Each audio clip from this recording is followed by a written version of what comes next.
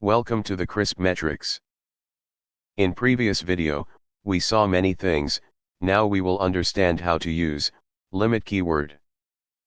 Before that, let's use our database and see all the data present in our students table by using select and from keyword.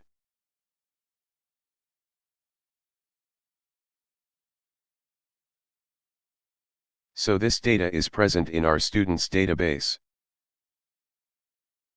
Now suppose you want to set a limit that we want to see only 6 records from our table. Well, it's very easy, just write limit 6. Now suppose what if I put a condition that ID should be greater than 4. So we already know how to do that. Use where keyword and write condition. ID should be greater than 4.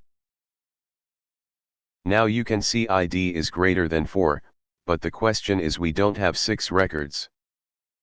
The reason is, we only have total 8 records, so our it cannot return more than that.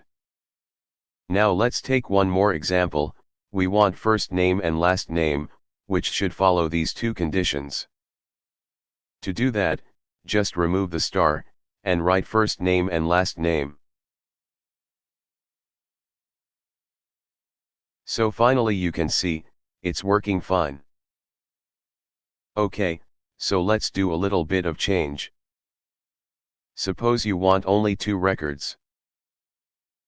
So just change to limit to 2. Oh yes, it's working. This is all about this video. Please subscribe to the channel.